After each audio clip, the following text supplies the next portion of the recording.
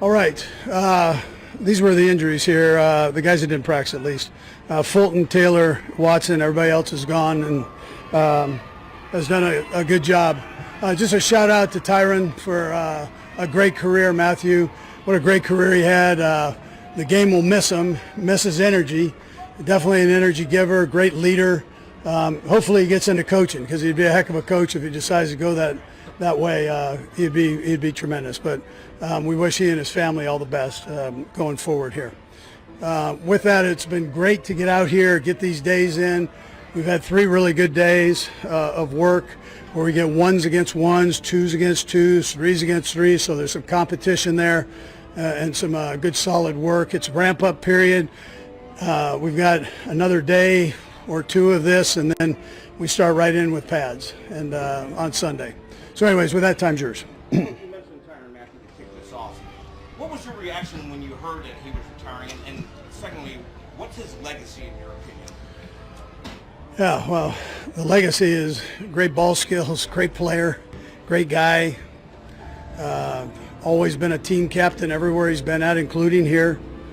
He got a Super Bowl championship here, and he was a leader on defense. So I think he'll leave all that behind. But and that's not even talking about being.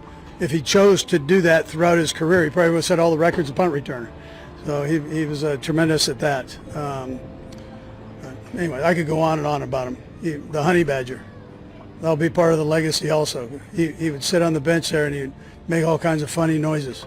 You know, so not only did he have the blonde hair, but he'd be over there making all those noises. But what a great kid! Loved coaching him. Pre-Humphrey, I wonder if you could sum up what he's meant to you guys, and what do you think enables his success?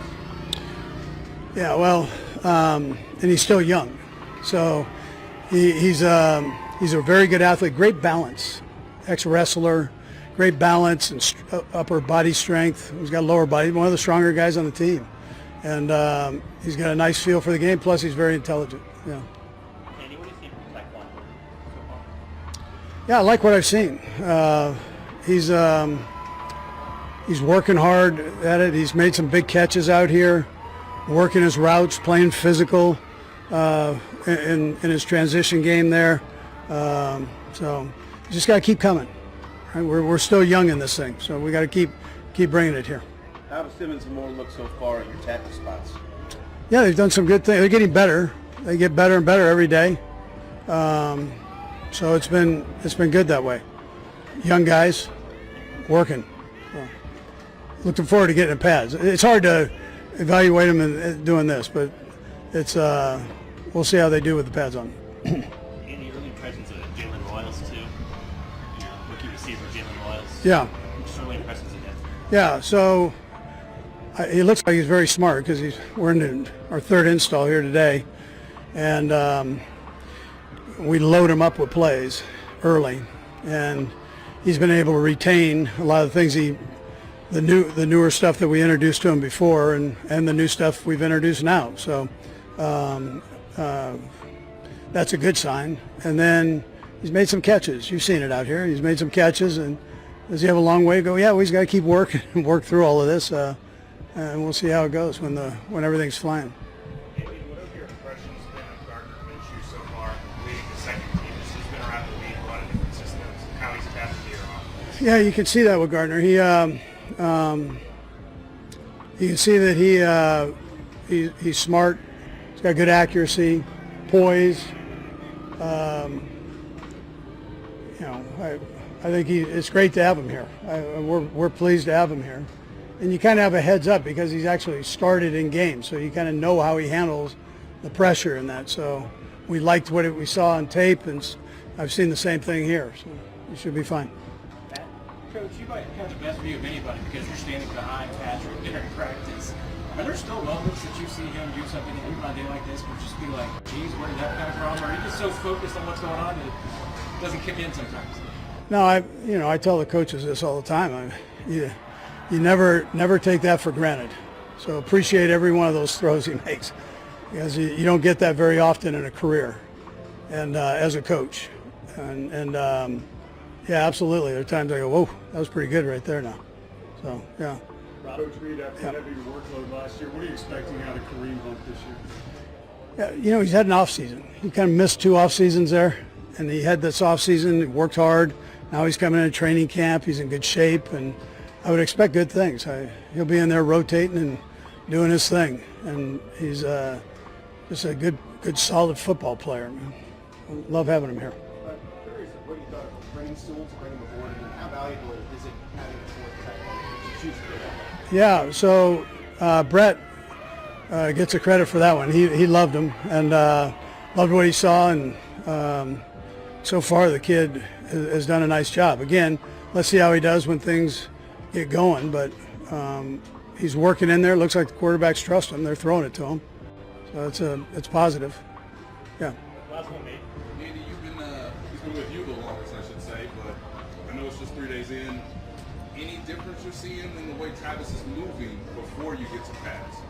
Yeah, he's svelte right now. It looks like he's 20. He's doing a good job. He's in great shape, and I'm not sure he didn't come in first on the whole conditioning thing. He was right up front. You can see he's been working out.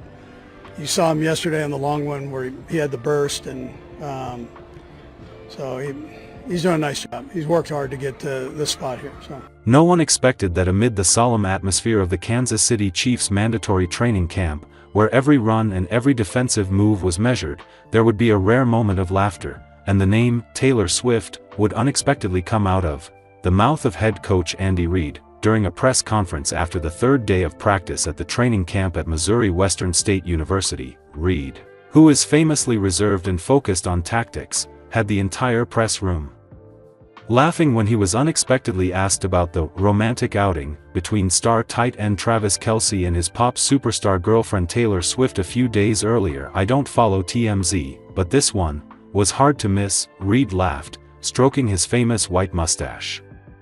"That picture of the two of them holding hands in the park in Kansas City? I got it in the team chat too. Only it wasn't the video assistant, it was Patrick Mahomes."